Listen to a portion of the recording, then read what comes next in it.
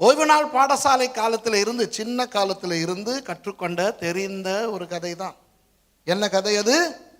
Abraham ஈசாக்கை பலி செலுத்தின கதை.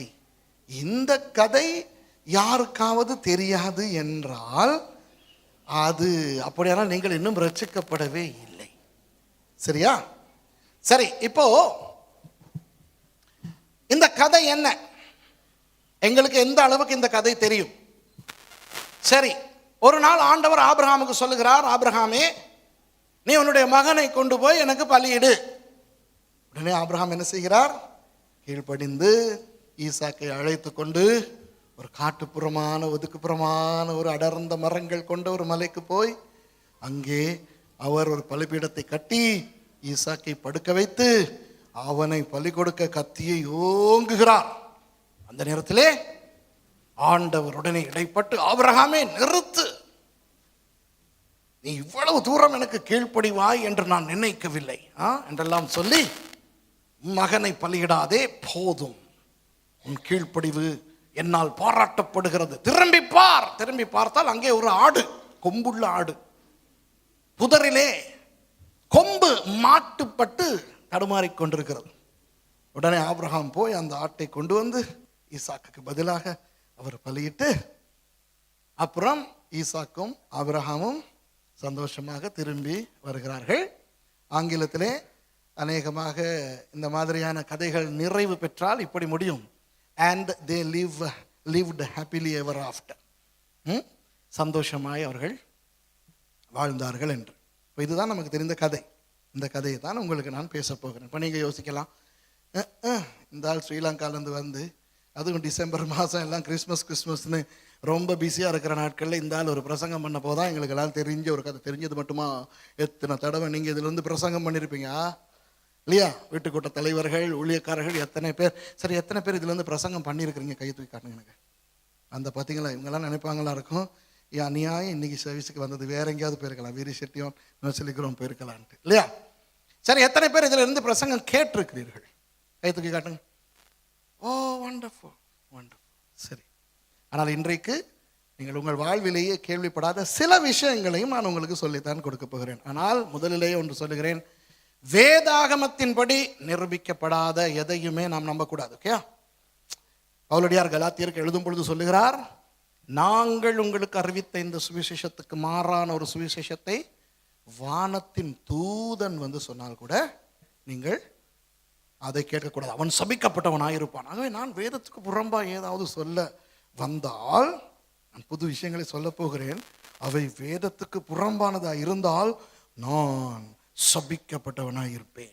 ஆகவே நான் வேத ஆதாரத்தில் இருந்தால் உங்களுக்கு சில விஷயங்களை சொல்லிக் கொடுக்க போகிறேன். சரியா? திருப்பிக் கொள்ளுங்கள் ஆதியாகமம் 22ஆம் அதிகாரத்துக்கு. ஆதியாகமம் 22ஆம் அதிகாரம் 1வது வசனத்திலிருந்து வாசிப்போம். யார் வாசிக்க போறான்? ஓகே, வாங்க வாசிங்க. இந்த காரியங்கள் நடந்த பின்பு தேவன் ஆபிரகாமை சோதித்தார். எப்படியெனில், அவர் அவனை நோக்கி, ஆபிரகாமே என்றார். அவன், இதோ அடியேன் என்றான். அப்பொழுது அவர், உன் புத்திரனும் உன் ஏகசுதனும் உன் நேச குமாரனுமாகிய ஈசாக்கை நீ இப்பொழுது அழைத்து கொண்டு மோரியா தேசத்துக்கு போய் அங்கே நான் உனக்கு குறிக்கும் மலைகள் ஒன்றின் மேல் அவனை தகன பலியாக பலியிடு என்றார். ஆபிரகாம் அதிகாலையில் எழுந்து தன் கழுதையின் மேல் சேணம் கட்டி தன் வேலைக்காரர்கள் 2 பேரையும் தன் குமாரன் ஈசாக்கையும் கூட்டிக் கொண்டு தகன பலிக்கு கட்டைகளையும் பிளந்து கொண்டு தேவன் தனக்கு குறித்த இடத்திற்கு புறப்பட்டு போனான். எங்களுக்கெல்லாம் தெரிந்த அந்த கதை தானே. இதுல இந்த ஆள் என்ன சொல்ல போகிறான் என்று தானே யோசிக்கிறீர்கள். சரி, முதலாவது பார்ப்போம். 1வது வசனத்துக்கு திரும்ப போவோம். இந்த காரியங்கள் நடந்த பின்பு. எந்த காரியங்கள்? இப்போ வேதத்தை வாசிக்கும் பொழுது கிறிஸ்தவர்கள் சில விஷயங்களை கவனிக்க வேண்டும். ஆனால் அப்பொழுது, அதற்கு பிறகு, மீண்டும், இந்த காரியங்கள் நடந்த பிறகு என்றெல்லாம் வந்தால் முன்னே ஏதோ சம்பவம் நடந்திருக்கிறது என்று அர்த்தம். சரியா? இந்த காரியங்கள் நடந்த பின்பு எந்த காரியங்கள் என்று உங்களுக்கு தெரிந்து கொள்ள வேண்டுமானால் தயவு செய்து வீட்டுக்கு போய் 21வது அதிகாரத்தை வாசிக்கவும். சரியா? ஆனால் அதிலே ஒரே ஒரு விஷயத்தை மாத்திரம் நான் உங்களுக்கு சொல்லுகிறேன். ஆபிரகாம் அபிமெலேக் என்று சொல்லுகின்ற ஒரு மனுஷனோடு ஒரு உடன்படிக்கை பண்ணுகிறார். சரியா? பண்ணி அவர் அந்த இடத்துக்கு ஒரு இடத்திலே வாழ ஆரம்பிக்கிறார். 33வது வசனத்தை முதலாவது, அதுக்கு முன்னே அதிகாரத்தின் 33வது வசனத்தை வாசிங்க பார்க்கலாம். ஆபிரகாம் பெயர்செபாவிலே ஒரு தோப்பை உண்டாக்கி சதா காலமும் உள்ள தேவனாகிய கர்த்தருடைய நாமத்தை அவ்விடத்தில் தொழுது கொண்டான். அடுத்த வசனம். ஆபிரகாம் பெலிஸ்தியருடைய தேசத்தில் அநேக நாள் தங்கி இருந்தார். அப்போ ஆபிரகாம் பெயர்செபா என்ற அந்த இடத்துக்கு பெயர் வைத்து, சரியா, அவன் அங்கே தங்கியிருந்தான். நிரோஷா, எனக்கு இப்ப அந்த மேப்பை போட்டீங்கன்னு சொன்னா நீங்க அந்த ஸ்கிரீனுக்கு மறைஞ்சிருக்கிறதுனால எனக்கு உங்களோட கம்யூனிகேட் பண்ண முடியல. கொஞ்சம் இங்கிட்டு வந்து உட்கார்ந்தீங்கன்னா வண்டர்ஃபுல். ஓகே, இப்போ நான் உங்களுக்கு இஸ்ரவேலினுடைய வரைபடத்திலே பெயர்செபா எங்க இருக்கிறது என்று காட்டுகிறேன். இதை ப்ளோ பண்ண முடியுமா? முடியாது. ஓகே, சரி, நீங்களோட ஐக்கானை கொஞ்சம் கொண்டு போயிட்டு வைங்களே. பெயர்செபா பக்கத்துல அந்த பாருங்க. கண்டீங்களா? பெயர்செபா. இதுக்கு தான் ஆராதனைக்கு வந்தா பின்னாலெல்லாம் உட்காரக்கூடாதுங்கிறது. பின்னால உட்கார்ந்தா விசுவாச கண்கள்ல தான் பார்க்கணும். சரியா? அப்போ பெயர்செபா எங்க எனக்கே தெரியுமா? அதோ அந்த இப்படி இப்படி ஓடுதே அம்புக்குறி, அதுதான் பெயர்செபா. சரியா? இப்ப அப்படியே அந்த அம்புக்குரிய மேல கொண்டு போயிட்டு எப்ரோன்ல கொஞ்சம் இப்படி சுத்துங்க. அதோ பெயர்செபாவுக்கு நேரே மேலே போனால் அங்கே எபிரோன் காணப்படும். அதிலே இருந்து இன்னும் கொஞ்சம் மேலே போனால் எருசலேம் காணப்படும். சரியா? அந்த சிகப்புல இருக்கு. Left left left left. அதோ அதோ அதோ அதோ. சரியா? நிரோஷா என்ன தெரியுமா செய்யுது? அந்த எழுத்து அந்த பேரை சுத்துது. பேரை சுத்தக்கூடாது. பேர் பக்கத்துல ஒரு சின்ன வட்டம் இருக்கு, வட்டத்தை சுத்தணும். சரியா? அதோ எருசலேம், அதற்கு நேரே கீழே எப்ரோன், அதற்கு கீழே கொஞ்சம் இடது பக்கமாக பெயர்செபா. இப்ப எல்லாருக்கும் புரியுதா? ஏன் இதை நான் உங்களுக்கு சொல்கிறேன் என்றால், அன்பானவர்களே, இந்த கதையை நீங்கள் புரிந்து கொள்ள வேண்டுமானால் இந்த சம்பவங்கள் எங்கே நடக்கிறது என்று நீங்கள் புரிந்து கொள்ள வேண்டும். மேப் இருக்கட்டும். ஓகே, இந்த காரியங்கள் நடந்த பிறகு, அதாவது ஆபிரகாம் இந்த பெயர்செபாவிலே ஒரு நல்ல பெரிய தோப்பை உண்டு பண்ணி அங்கு வாழ்ந்திருந்த பெலிஸ்தர்கள் மத்தியிலே அவன் வாழ்ந்து கொண்டிருக்க ஆரம்பித்த போது, அவன் அங்கே வாழ்ந்து கொண்டிருக்கும் பொழுது இந்த காரியங்கள் நடந்த பின்பு ஆண்டவர் ஆபிரகாமை சோதித்தார். சரியா? இப்போ பெலிஸ்தர்களுடைய தேசமாய் அல்லவா அது இருந்தது.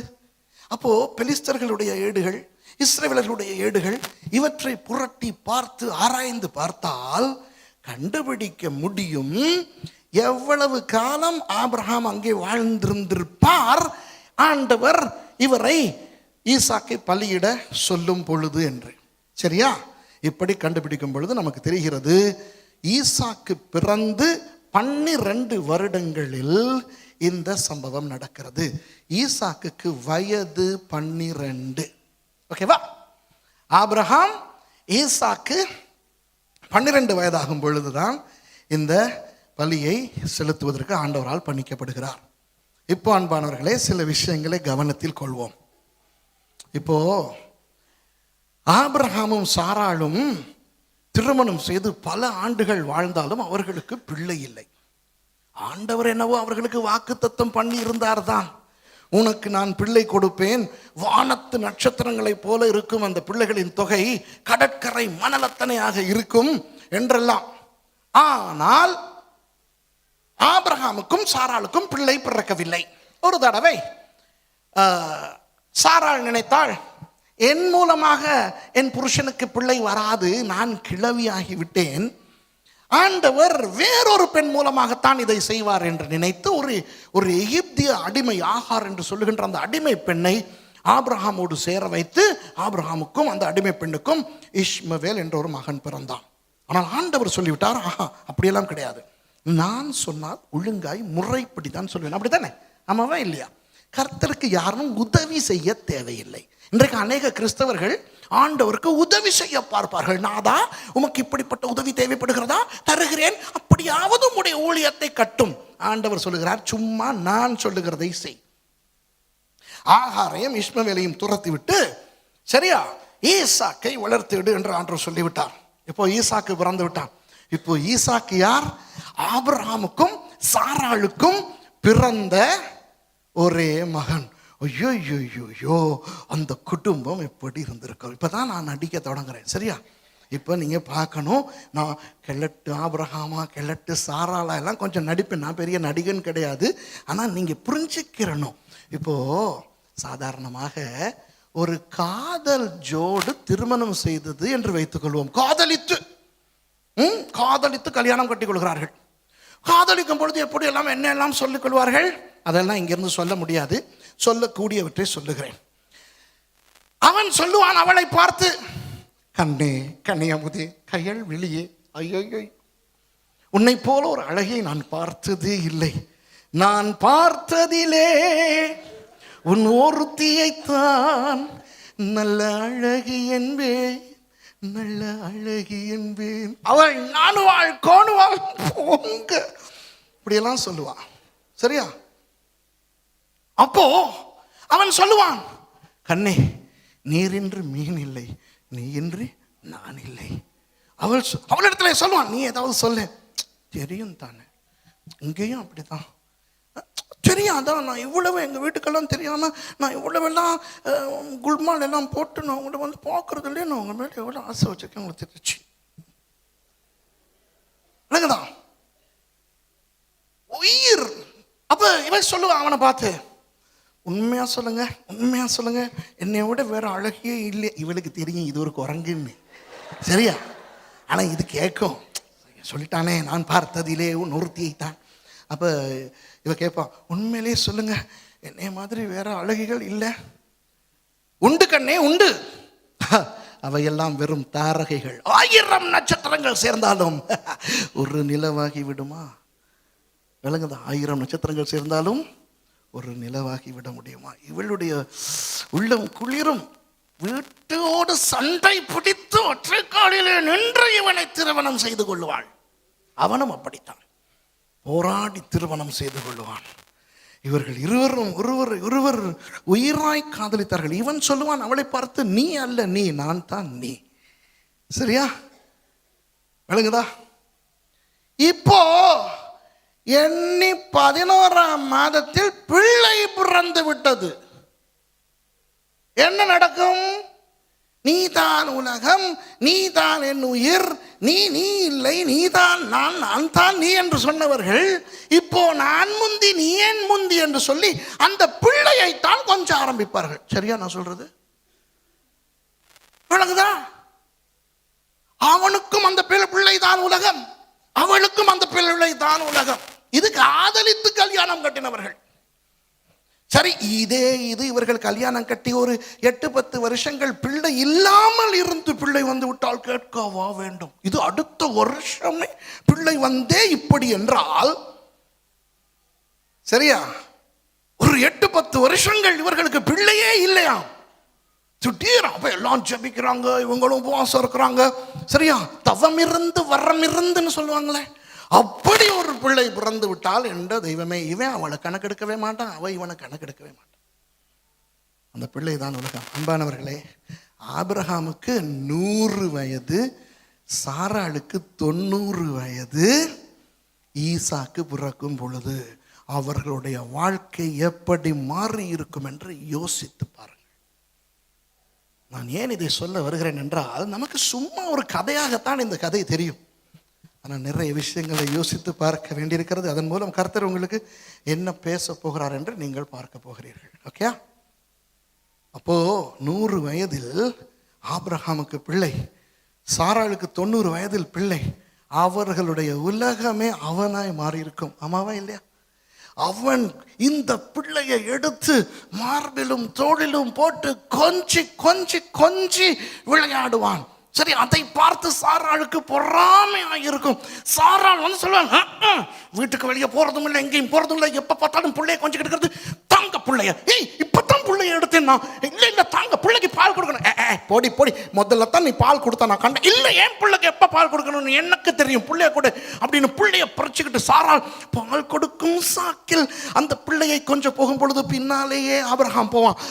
சாராள் சொல்ல, வராத, இந்த கிழட பார்க்கறதுக்கா நான் வரேன், சும்மா நான் பிள்ளைய பார்க்க வரேன். வணங்குதா உங்களுக்கு?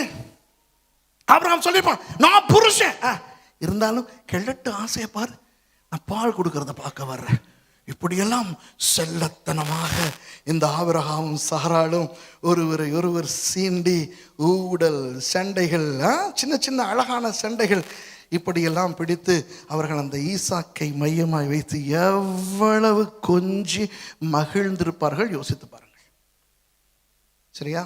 பிள்ளை பெற்று வளர்க்கின்ற பெற்றாருக்கு நிறையவே தெரியும். சரியா? அப்போ இந்த பிள்ளை இப்பொழுது வளர்ந்து வருகிறான்.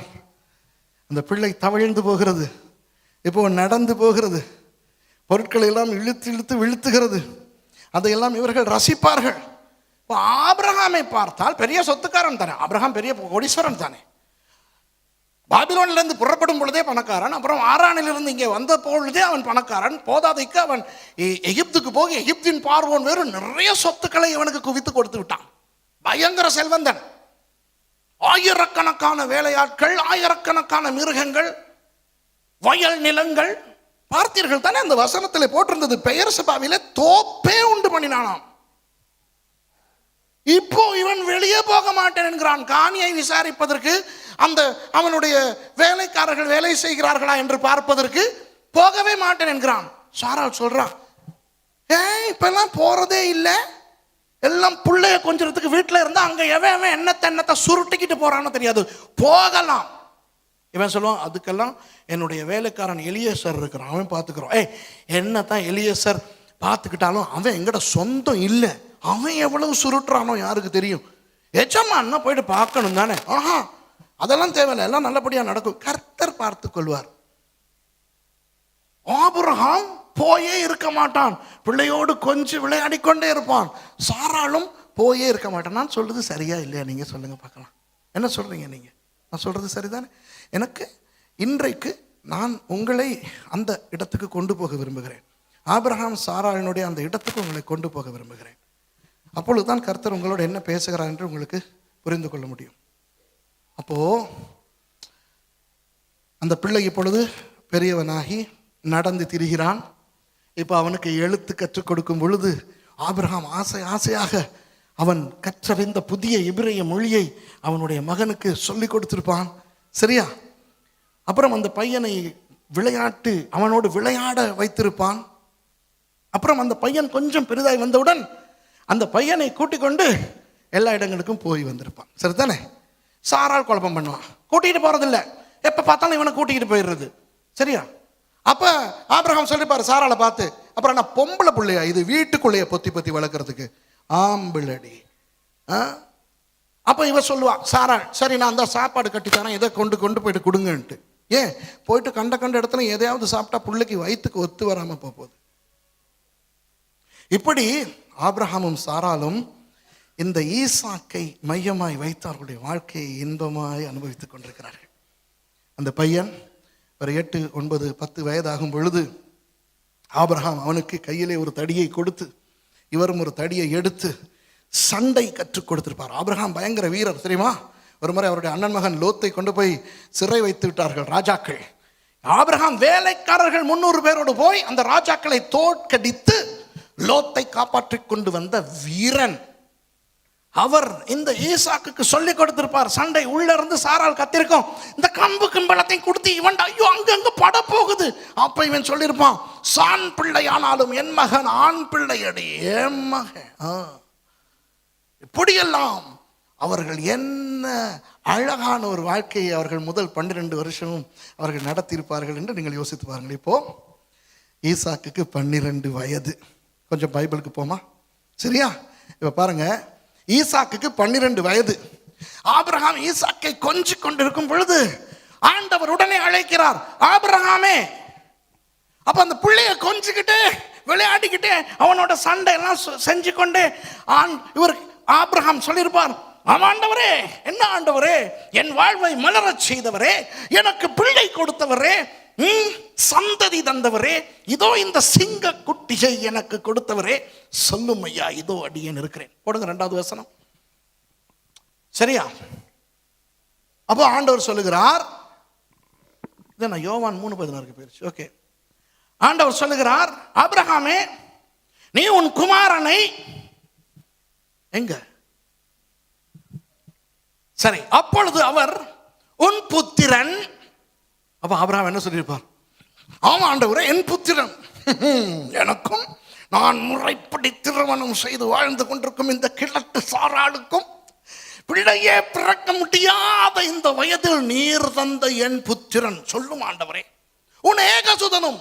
எஸ், இஸ்மவேல் அடிமைத்தனத்தின் பிள்ளை நான் துரத்தி விட்டேன், இப்பொழுது என் ஏகசுதன் ஒரே மகனை வந்தான் சொல்லும் ஐயா, உன் நேசகுமாரன். வேற என்ன ஆண்டவரே, இந்த உலகத்தில் நான் வேறு எதன் மேல் அன்பு வைக்க முடியும்? உமக்கு அடித்தபடியாக சாராளுக்கு சொல்லாதேயும், இவன் மேல் தான் நான் அன்பு வைத்திருக்கிறேன்.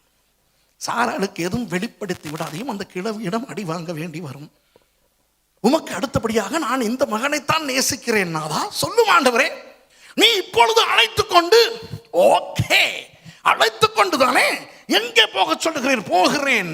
எகிப்தா, சீரியாவா, லெபனானா, இந்தியாவா, இலங்கையா, எங்கு வேண்டுமானாலும் நான் என் மகனை கொண்டு போகிறேன் சொல்லும். மோரியா தேசத்துக்கு போய். Okay, no problem. மோரியா தேசம் எங்க தெரியுமா? பிறகு சொல்றேன். தேசத்துக்கு போய் அங்கே நான் உனக்கு குறிக்கும் மலைகள் ஒன்றின் மேல் சொல்லும் ஐயா, சொல்லும். ஏன் இவ்வளவு இழுத்து எடுக்கிறீர்? சொல்லும் ஐயா, அவனை தகன பலியாக பலியிடு. எஸ்கூஸ் மீ, என்ன ஆண்டவரே, மறுபடி சொல்லும். அவனை தகன பலியாக பலியிடு. இல்லை இல்லை, இது நீர் அல்ல. இவ்வளவு நேரம் நீர் பேசினதாக நினைத்து கொண்டிருந்தேன். என் உள்ளுணர்வு பேசுகிறது. பார்த்தீரா ஆண்டவரே, நீர் பேசுவது போல என் உள்ளுணர்வு அந்த மோகனை பலியிட சொல்லி சொல்லுகிறது. இல்லை, நான் தான் பேசுகிறேன், அவனை பலியிடு. அப்பா ஆபிரகாம் சொல்லியிருப்பான், பொறும்நாதா பொறும்நாதா பொறும்நாதா, எனக்கு தான் பிரச்சனை, நீர் சரியாகத்தான் சொல்லியிருப்பீர், எனக்கு தான் தவறாய் கேட்டுவிட்டது. நீர் என்ன தெரியுமா சொல்லியிருக்கிறீர்? இவனை மோரியா தேசத்துக்கு கொண்டு போய் இவனோடு சேர்ந்து சர்வாங்க தகன பலியீடு என்று தானே சொல்லுகிறீர். இல்லை, இவனை தகன பலியீடு. வணங்குதா உங்களுக்கு? எப்படி இருந்திருக்கும் யோசிச்சு பாருங்க. ஹலோ, இப்போ நீங்கள்லாம் பெரிய பரிசுத்தவான்கள் தானே, பார்க்க தெரியுது. சர்ச்சுக்கு வந்தது வேற என்னத்துக்கு? இங்கேருந்து பார்க்கும்போது தெரியுது, எல்லாரும் தலைக்கு பின்னாலே அந்த ஒளிவட்டம் எல்லாம் இருக்குது. என்ன ஜெபம், என்ன துதி. ஆண்டவர் இப்படி ஒன்றை உங்களுக்கு சொன்னால் எப்படி இருக்கும்? யோசிச்சு பாருங்க பார்க்கலாம். உங்கள் பிள்ளைய பலி கொடுங்கன்னு ஆண்டவர் சொன்னா, நானா இருந்தால், ஆண்டவரே உம்மை போல பிசாசு பேசுகிறான், அந்த பிசாசை நான் சபித்து கட்டுகிறேன் இயேசுவின் நாமத்திலே. போ பிசாசே, போ, வாயை மூடு இயேசுவின் நாமத்திலே. ஆண்டவர் ஒருபோதும் இப்படி சொல்ல மாட்டார். அவர் வாக்குத்தத்தத்தின் குழந்தையை தந்தவர், இவன் மூலமாய் சந்ததியை பெருக்கப் போகிறவர். அவர் எப்படி இவனை தகன பலியாய் கேட்பார்? அதோடு நரபலி, மனித பலி கேட்பதற்கு நம்முடைய ஆண்டவர் வேறு தெய்வங்களைப் போல அல்ல. இவர் அப்படியெல்லாம் நரபலி கேட்கின்ற கொடூரமான தெய்வம் அல்ல. இப்படியெல்லாம் சொல்லியிருப்பேன். ஆண்டவர் ரொம்ப கஷ்டப்பட்டு இருந்திருக்கணும். அந்த இடத்துல நான் இருந்திருந்தேன்னா நான் தாண்டா பேசுறேன்னு நிரூபிக்கிறதுக்கு. ஓகேயா, சரியா? இப்போ நான் தான் அந்த இடத்துல இருக்கிறேன்னு வைத்துக் கொள்வோமே. ஆபிரகாமுக்கு பதிலாக சுரேஷ். சரியா? ஆண்டவர் நிரூபித்து விட்டார் நான் தான் என்று. அடுத்த வசனத்தை போடுங்க, 3வது வசனம். இப்படி தான் இருக்கும் இந்த வசனம். இப்போ பைபிள் எப்படி இருக்கிறா? ஆபிரகாம் அதிகாலையில் எழுந்து தன் கழுதையின் மேல் சேனம் கட்டி எல்லாம் செய்தான் என்று. அந்த இடத்திலே நான் இருந்திருந்தால் இந்த வசனம் இப்படி எழுதப்பட்டிருக்கும். அதற்கு சுரேஷ் பிரதியுத்தரமாக, மிச்சத்தெல்லாம் எழுத முடியாது. 3வது வசனம் சொல்லியிருக்கும். அதற்கு சுரேஷ் பிரதியுத்தரமாக, தேவனே உனக்கு விவஸ்தை இருக்கிறதா, நீரெல்லாம் ஒரு தேவன், அதான் இதான்ட்டு. அப்புறம் தேவனை மட்டும் இல்லை, தேவன்ட அம்மா, அக்கா, சித்தி, பாட்டி எல்லாரையும் இழுத்து பயங்கர கெட்ட வார்த்தையில், சரியா, ஆண்டவர் அந்த 3வது வசனத்துக்கு மேலே எழுதியே இருக்க மாட்டார். எல்லாம் எடிட் பண்ணி 38வது வசனத்தில் வரும். ஆண்டவர் மிகவும் மனஸ்தாபப்பட்டு இவனை சிருஷ்டித்ததுக்காக வருந்தி இவனுக்கு பிள்ளை கொடுத்ததுக்காக கவலைப்பட்டு பரலோகத்துக்கு திரும்பி போய் சிங்காசனத்தை கட்டிப்பிடித்து கொண்டு ஓ என அழுதார் அப்படின்னு இருந்திருக்கும். அவ்வளவு ஒரு கேவலமாக இருந்திருக்கும். நான் அந்த இடத்துல இருந்திருந்தேன். ஏன் தெரியுமா? நானும் பாஸ்டர் தான், எனக்கும் அர்ப்பணம் இருக்குன்னு சொல்கிறாங்க தான். இந்த அந்த அளவு அர்ப்பணம்லாம் நமக்கு இல்லைங்க. மைக்கேல், உங்களுக்கு வேற யார் பரிசுத்தவான்கள்? வேற யார் அப்பா அம்மா இருக்கிறீங்க? பிரதர் டேவிட் ஸ்ரீ அந்த நிரோஷான பள்ளியிட சொன்னார்னா என்ன செய்வீங்க? பள்ளி கொடுத்துருவீங்களோ? அதுதானே. பிரதர் குலம் என்ன? அடேங்க அப்பா மாக்கு இல்லை. அப்புறம் அவ்வளவுதான், உண்மைதான். சும்மா ஜெபிக்க கூடாது. கர்த்தாவே என்னை ஆபிரகாமை போல அர்ப்பணம் உள்ளவனாய் மாற்றும் கீட்டும்னாலும் அவசரப்பட்டு சொல்லிடக்கூடாது. ஞானமாக ஜெபிக்கணும். ஆண்டவரே, ஆபிரகாம் என்னுடைய வாக்குத்தத்தத்தின் பிள்ளை, அந்த அந்த ஆவிக்குரிய இஸ்ரவேலனாக நான் கேட்கிறேன், ஆபிரகாமை போன்ற அர்ப்பணிப்பை தாருமையா. ஜெபிச்சிடாதீங்க. கொடுத்தாரோ நாசம், பிள்ளைகளை கொண்டுகிட்டு இருக்கணும். சரியா? ஞானத்தோட ஜெபிக்கணும். ஆனால் ஆபிரகாமுக்காக ஆண்டவருக்கு ஸ்தோத்திரம், அவன் கீழ்ப்படிந்தான். உங்களுக்கு தெரியுமா, ஆபிரகாம் முன்பு பாபிலோனில் இருந்த பொழுது அவ்வளோ பெரிய நல்ல மனிதனாக இருக்கவில்லை.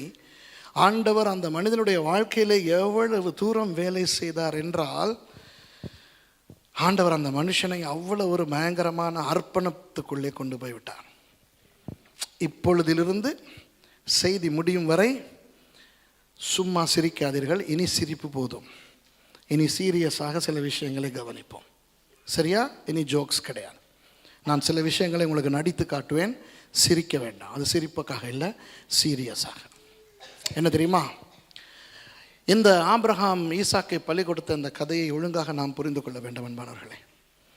ஆண்டவர் என்ன சொல்கிறார்? மறுபடியும் அந்த அந்த ஃபோட்டோவை போடுங்க. நீங்கள் முதல்ல அழகாக ப்ளோ பண்ணி காட்டியிருந்தீங்க. இதோ பாருங்கள், கீழே பெயர்ஷெபா இருக்கிறது. அந்த இஸ்ராயல் என்ற அந்த இடத்துல இருந்து, சரியா, எருசலேம் அது இல்லை, அங்கே மேலே ரெட் இன்னும் லெஃப்ட் இல்லை, இங்கே லெஃப்ட் அந்த நடுவில் இருக்குது.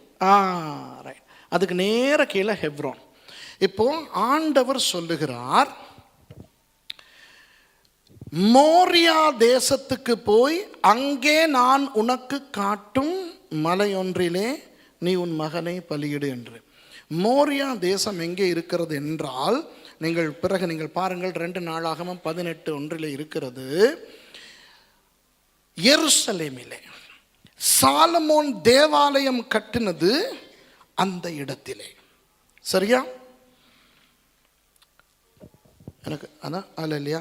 சரி, 2 நாளாகமம் எங்கேயோ இருக்குது. சரியா? 8ன்னு நினைக்கிறேன். அதை விடுங்களே. 2 நாளாகமம் 3 1 எனக்கு தெரியலை. சாலமோன் மோரியா மலையிலே தேவாலயத்தை கட்டினான். ஓகே, அது எங்க 3:1. சரி. பின்பு சாலமோன் எருசலேமிலே தன் தகப்பனாகிய தாவீதுக்கு காண்பிக்கப்பட்ட மோரியா என்னும் மலையில் எபூசியனாகிய ஒர்னானின் களம் என்னும் தாவீது குறித்து வைத்த ஸ்தலத்திலே கர்த்தருடைய ஆலயத்தை கட்டத் துவக்கினான். அப்போ பாருங்கள், மோரியா எங்கே இருக்கிறது? எருசலேமிலே. இன்று எருசலேம் என்று சொல்லப்படுகின்ற அந்த இடம், அதிலே தான் மோரியா இருக்கிறது. மோரியா மலையிலே தான் சாலமோன் தேவாலயத்தை கட்டினார்.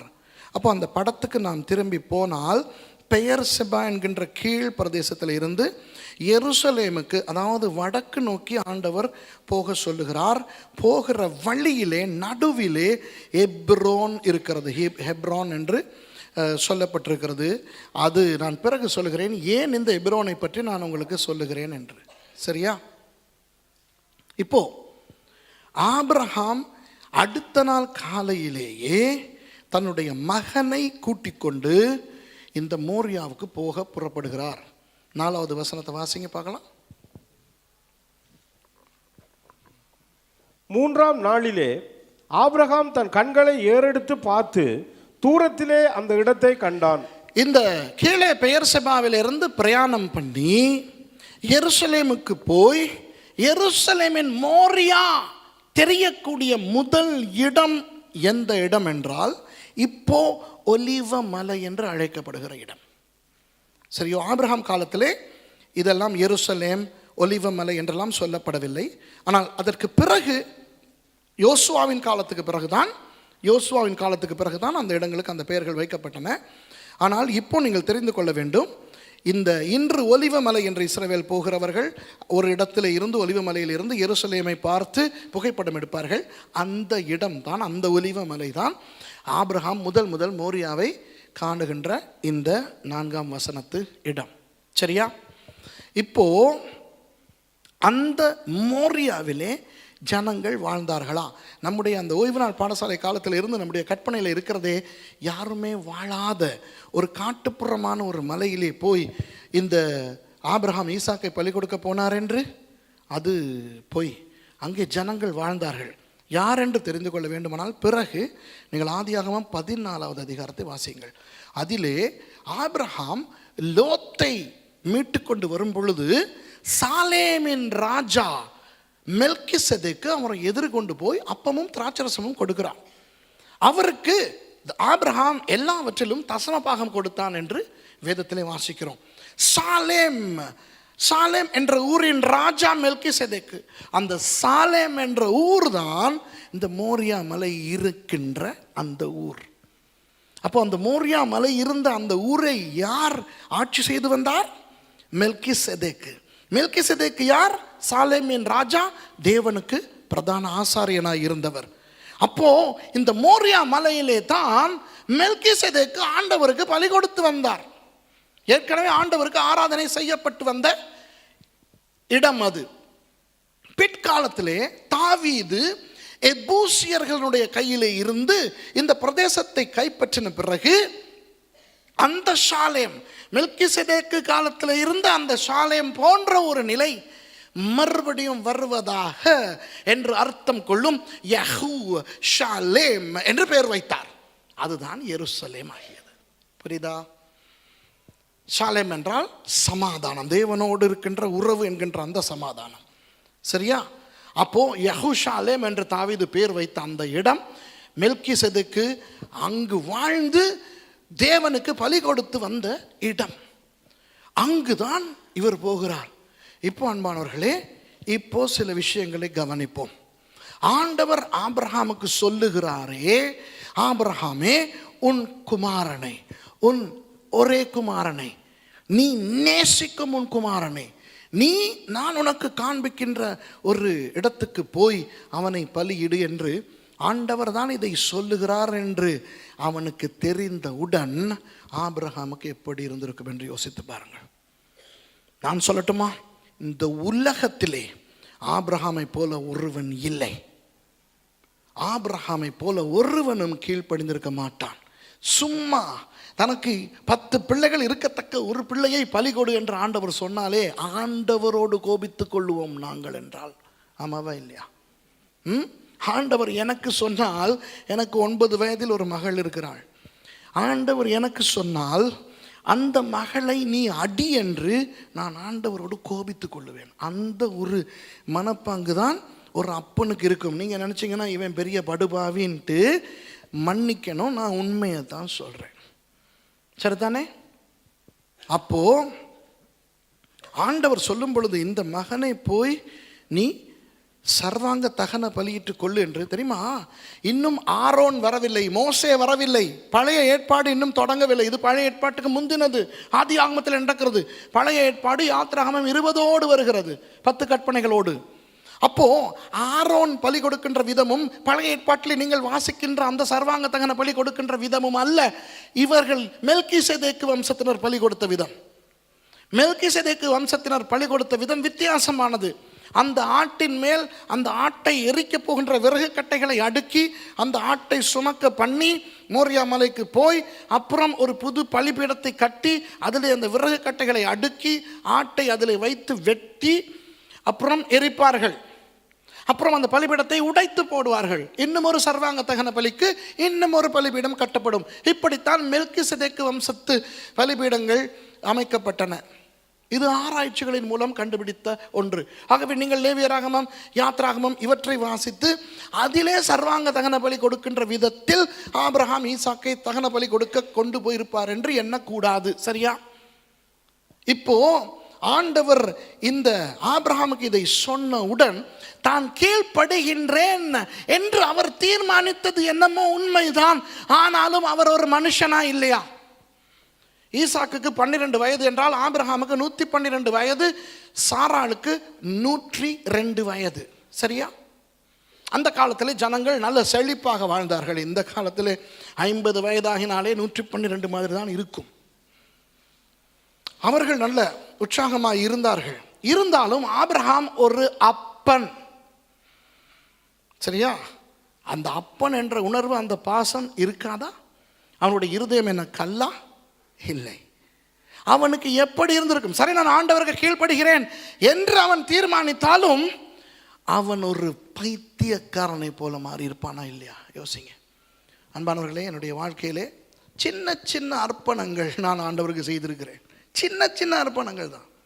ஆனால் அந்த ஒவ்வொரு அர்ப்பணத்தையும் செய்யும் பொழுது எவ்வளவு பெரிதாய் வலிக்கும் தெரியுமா?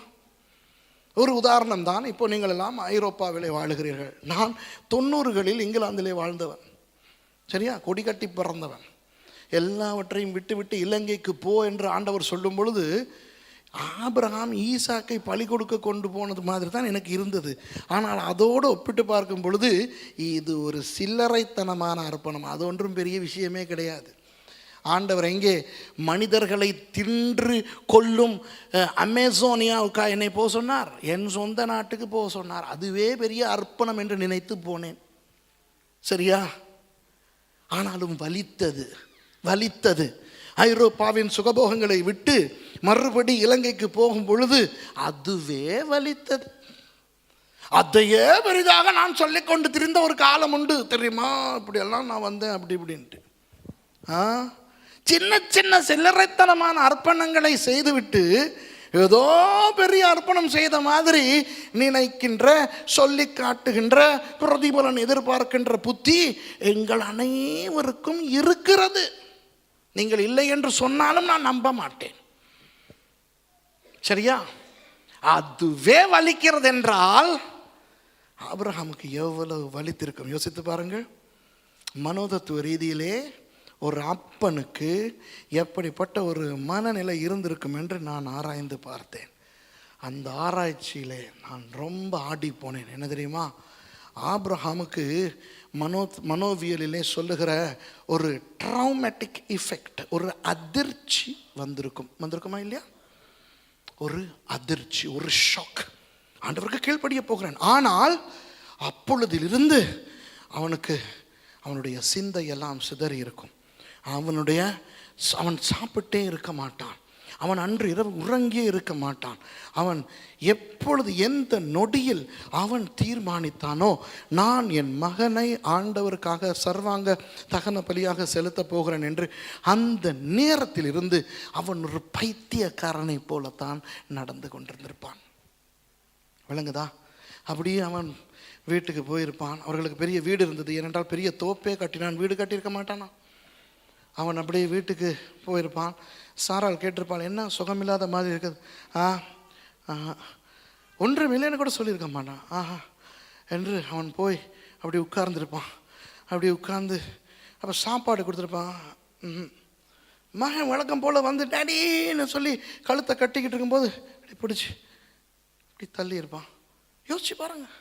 அவன் பிறமை பிடித்தவன் போல அதிர்ச்சியிலே ஒரு பயங்கர ஒரு நிலைக்கு அவன் தள்ளப்பட்டிருப்பான். அன்று இரவு என்ன, அதற்கு பிறகு 3 இரவுகள் அவனுக்கு 4 இரவுகள் அவனுக்கு உறக்கமே இருந்திருக்காது. அதனால் நள்ளிரவு கழிந்து இருட்டோடே அவன் விறகு கட்டைகளை எடுத்து வெட்டி ஒரு கழுதையை ஆயத்தம் பண்ணி, அவனுக்கு இருந்த ஏராளமான வேலைக்காரர்களில் வெறும் 2 பேரை மாத்திரம் அழைத்து கொண்டு அவன் அடுத்த நாள் காலையிலே புறப்பட்டான். சரியா? 3வது வசனத்திலே அது இருக்கிறது. சரியா? சாராளை பற்றி கொஞ்சம் யோசித்து பார்ப்போமா? சாராளுக்கு தெரியும் அன்பானவர்களே, என் கணவனாகிய ஆபிரகாம் ஆண்டவரோடு பேசுகிறவன். அடிக்கடி ஆண்டவர் வந்து என் கணவனோடு பேசுகிறவர். அப்போது ஆண்டவரை இவர் கண்டிருப்பார்.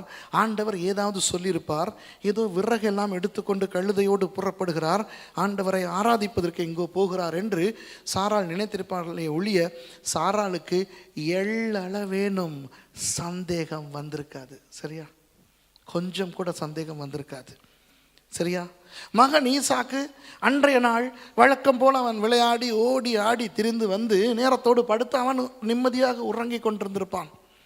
ஒவ்வொரு முறையும் அந்த வீட்டுக்குள்ளே வந்து இந்த ஆபிரகாம் அந்த விறகுகளை எடுத்து எல்லாம் செய்யும் பொழுது, இந்த ஈசாக்கை பார்க்கும் பொழுது ஆபிரகாமனுடைய உள்ளத்திலே பயங்கர ஒரு அக்கினி எரிந்திருக்கும். ஐயோ ஐயோ, இந்த என் மகனை நான் கொல்ல போகிறேனே, ஐயோ ஐயோ என்று. உங்களுக்கு தெரியுமா, ஆண்டவர் அந்த சந்தர்ப்பத்துக்கு பிறகு ஆபிரகாமோடு பேசின சந்தர்ப்பம் ஆபிரகாம் கத்தியை ஓங்கின பொழுதுதான்.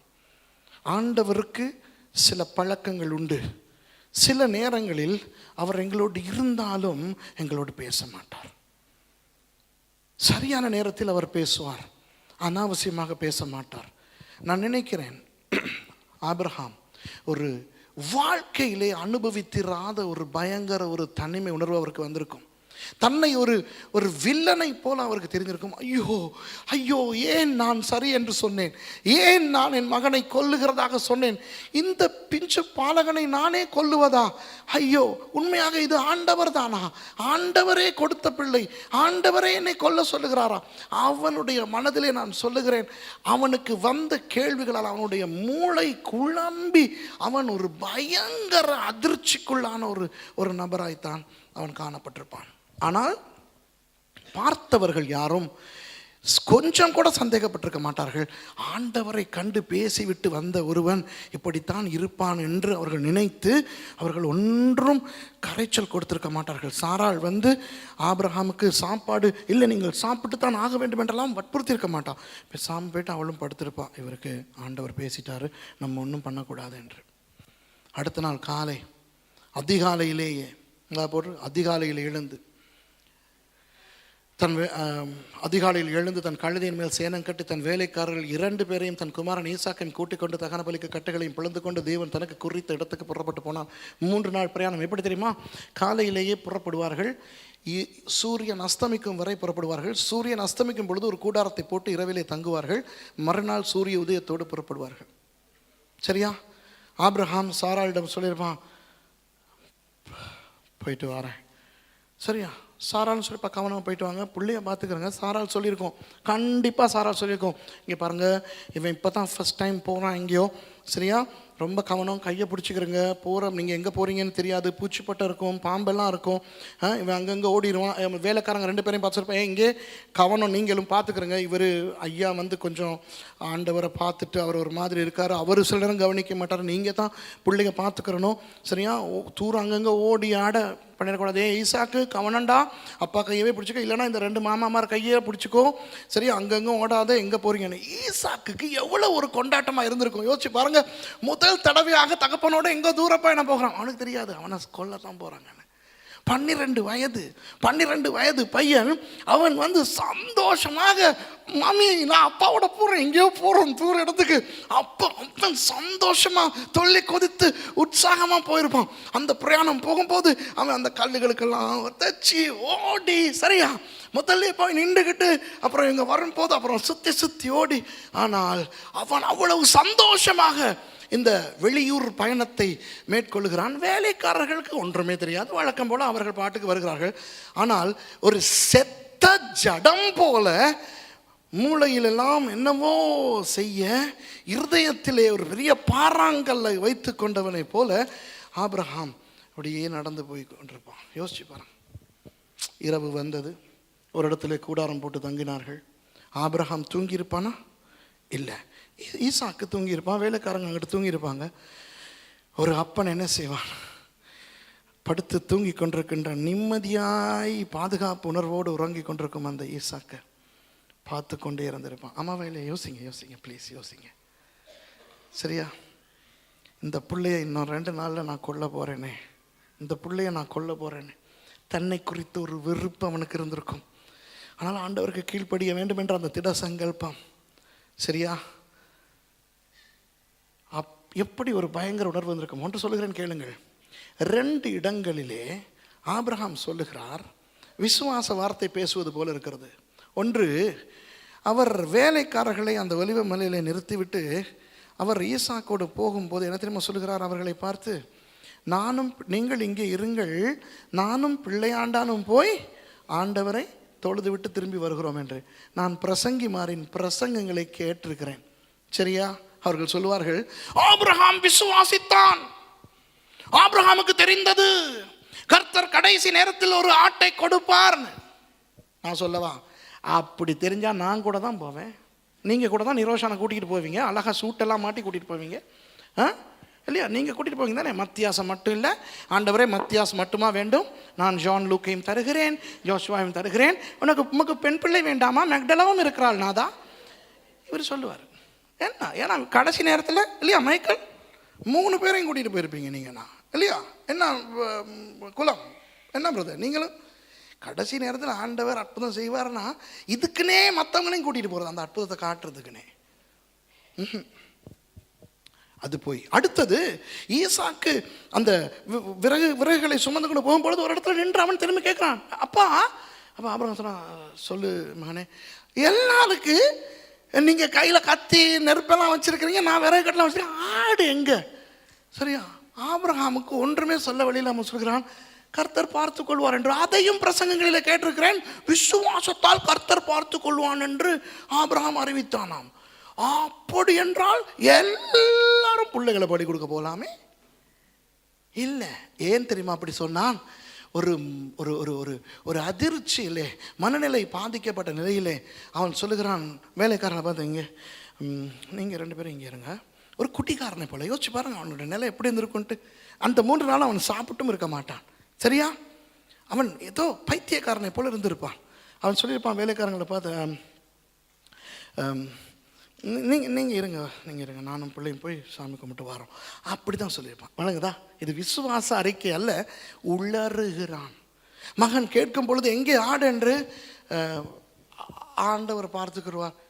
வணங்குதா? ஏன்னா அவன் உளறுகிறான். ஏனென்றால் அவனுக்கு என்ன சொல்லுவது, வேற என்ன சொல்லுவது? நீங்கள் என்றால் என்ன செய்வீர்கள்? யோசித்து பாருங்கள் அவனுடைய நிலையை. அந்த பிள்ளை அந்த முதலாம் இரவு தூங்கும் பொழுது ஆபிரகாம் அந்த பிள்ளையே பார்த்து கொண்டு அமர்ந்து கொண்டிருந்திருப்பான். அப்படியே அவனுடைய கண்களிலிருந்து கண்ணீர் அப்படியே ஓடி இருந்திருக்கும். என்னது? ஐயோ, ஏன் ஆண்டவர் 12 வருஷம் இந்த பிள்ளையை வளர்க்க விட்டார்? ஏன் ஆண்டவர் 12 வருஷம் என்னை வளர்க்க விட்டார்? ஏன் இந்த பிள்ளையை நான் கொஞ்சம் விளையாட வச்சார்? ஏன் ஆண்டவர் இந்த பிள்ளையை கொடுத்தார்? கொடுக்காம இருந்திருக்கலாமே. நான் கேட்டேனா, பிள்ளை இல்லாமலே நானும் சாராலும் செத்து போயிருப்போமே, நானா கிடைச்சேன் இதுக்கு? கொடுக்காமலே இருந்திருக்கேன். அல்லது கொடுத்த உடனே கேட்டால் கூட பரவாயில்ல. 12 வருஷம் இந்த பிள்ளைய ஐயோ நான் கொள்ளணுமே. யோசிச்சு பாருங்க. அடுத்த நாள் காலையிலே ஒவ்வொரு நாளும் அந்த 3 நாட்களும் அந்த மகன் எல்லாருக்கும் முன்னமே எழும்பி, அப்பா எழுப்புங்க போவோம் வெளிச்சம் வந்துருச்சு. அவர் அப்படி மயங்கின மாதிரி இருந்திருப்பார். கடைசியில் அந்த ஒலிவ மலைக்கு வந்த பிறகு அவர்கள் அப்படியே போகிறார்கள். இப்போ தான் பயங்கர சீன் வருது அன்பானவர்களே, பயங்கர சீன். அந்த இடத்திலே போய் நின்று இதை ஆராய்ச்சி பண்ணும் பொழுது, ஐயோ என்னோட ஆண்டவர் பேசினது இருக்குதே, என்னால் தாங்க முடியாமல் போய்விட்டது. அந்த உணர்வு எனக்கு இப்போ வருது.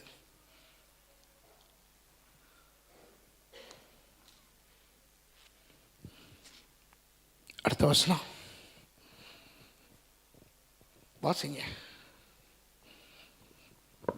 தேவன் அவனுக்கு சொல்லியிருந்த இடத்துக்கு வந்தார்கள். அங்கே ஆபிரகாம் ஒரு பலிபீடத்தை உண்டாக்கி கட்டைகளை அடுக்கி தன் குமாரனாகிய ஈசாக்கை கட்டி அந்த பலிபீடத்தில் அடுக்கிய கட்டைகளின் மேல் அவனை கிடத்தினான். யோசித்து பாருங்கள், 12 வயது பிள்ளை. அவன் அந்த இடத்துல அப்பாவுக்கு உதவி செய்திருப்பான். கற்களை எல்லாம் எடுத்து கொண்டு வந்து கொடுத்திருப்பான் இல்லையா? 12 வயசு பிள்ளை. இந்தாங்க அப்பா கல்லு.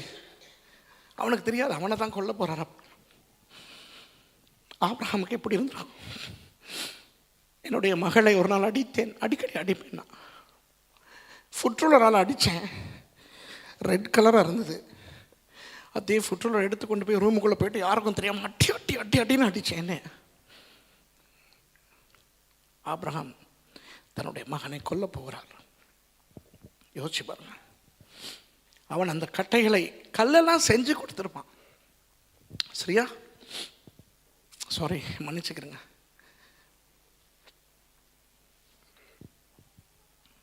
கடைசியில் அப்படியே ஈசாக்கை பிடிச்சிருப்பார். ஏன்னா ஆபிரகாமுக்கு தெரியும், கூப்பிட்டா எந்த பிள்ளையும் வந்து படுக்காது. ஈசாக்கு பெரிய விசுவாச பிள்ளை இல்லை. சும்மா நம்ம நினைக்க கூடாது, நம்ம சும்மா கதையா வாசிக்க கூடாது. 12 வயசு பிள்ளை. உங்க பிள்ளைகளை யோசிச்சு பாருங்க. நீங்க உங்க பிள்ளைகளை அடிக்கிறதுக்கு கூப்பிட்டாலே ஓடும். சரியா? எவ்வளவு கஷ்டப்பட்டு இந்த பிள்ளைய பிடிச்சிருப்பாரு அப்பா. உங்களுக்கு தெரியுமா ஈசாக்கோட நிலைமை எப்படி இருந்திருக்கும்? யோசிச்சு பாருங்க. ஒரு மகனுக்கு தன்னுடைய அப்பன் இடத்துல தான் பாதுகாப்பு இல்லையா? என்னுடைய மகள் வந்து அன்னைக்கு சொல்கிறா, டாடி என்னை மோட்டர் பைக்கில் கூட்டிகிட்டு போங்க. நான் ரொம்ப ஃபாஸ்ட்டாக ஓட்டுவேன், அப்படி சாட்சி ஓட்டுவேன், எல்லாருக்கும் என்னோட வரப்பாயம். அப்போ எல்லாம் சொன்னாங்க, மிஷா நீ டேடியோட போகிறதுக்கு பயம் இல்லையா? இல்லை, டேடியோட போகிறதுக்கு நான் பயம் இல்லை. அதுதான் ஒரு பிள்ளையினுடைய நம்பிக்கை. அந்த வயசில் ஒரு 12 வயது மகன் கடைசி வரை நினைக்க மாட்டான் தன் அப்பன் கையில் தன்னுடைய உயிருக்கு ஆபத்து இருக்கிறதுன்னு. சரியா? கடைசியில் அவங்க அப்பா அவனை பிடிக்கும்போது என்ன நினச்சிருப்பான் தெரியுமா? அப்பா பயம் முறுத்துறாருன்னு நினச்சிருப்பான். அப்பா வேணாம்ப்பா, அப்பா வேணாம், அப்பா வேணாம், அப்பா வேணாம், விளையாட வேணாம்ப்பா, விளையாட வேணாம். இல்லை வா மகனே, வா வா வா. இல்லை சரி ஒன்றும் இல்லை ஒன்றும் அப்பாட்ட செய்ய மாட்டேன், டெடிக்கிட்ட வா. அப்புறம் வந்திருப்பான். வரும்போது இறுக்கி பிடிச்சிருப்பார். ஐயோ அப்பா. அப்போ தான் அவனுக்கு தெரிஞ்சிருக்கும், உண்மையிலேயே அப்பா என்னை பிடிக்கிறார். அவருடைய பிடி இப்படி ஒரு பிடி அவருடைய வாழ்க்கையில், என்னுடைய வாழ்க்கையில் நான் கண்டதில்லை. சரியா? இந்த மாதிரி ஒரு இரும்பு பிடி என்னுடைய வாழ்க்கையில் நான் அனுபவித்ததே இல்லை. ஐயோ அப்பா, உண்மையாவா? என்னையவா கொல்ல போறீங்க அப்பா? கத்திருப்பான். அப்பா விளையாடாதீங்க அப்பா ப்ளீஸ், பயமா இருக்கு அப்பா, பயமா இருக்குன்னு கத்திருப்பான். ஆமாவா இல்லையா?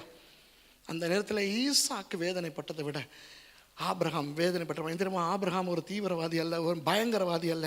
ஒரு அப்பா தன்னுடைய சொந்த மகனை அவன் பிடித்து இறுக கட்டி அந்த பலிபீடத்தின் மேல் கிடத்தி இருப்பான்.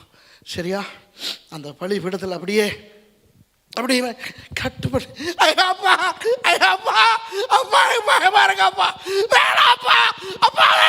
கத்திருப்பான். அம்மாவா இல்லையா?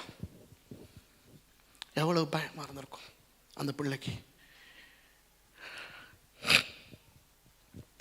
ஒரு வசனத்தில் வாசிச்சு முடிச்சிருவீங்க இல்லையா? நீங்க ஒரே வசனத்தில் வாசிச்சு முடிச்சிருவீங்க.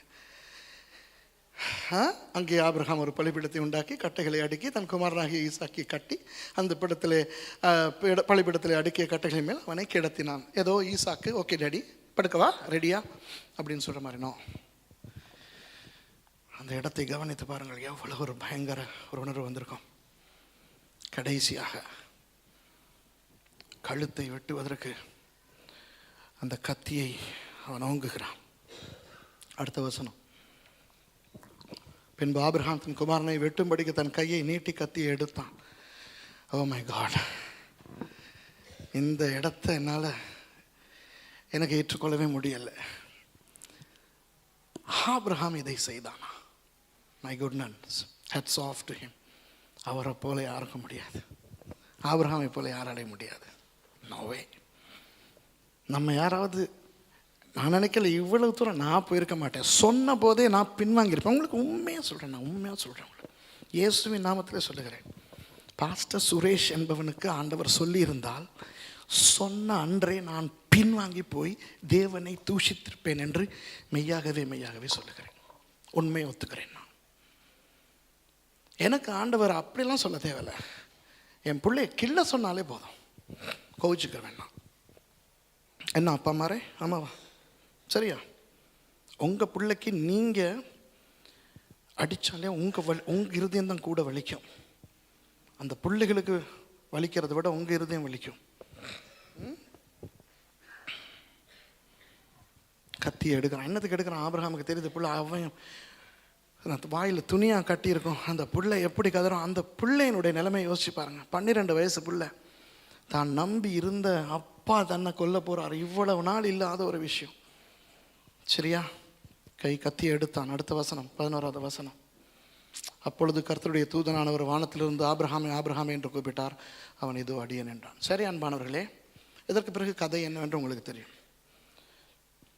ஆண்டவர் ஒரு ஆட்டை காட்டுகிறார்.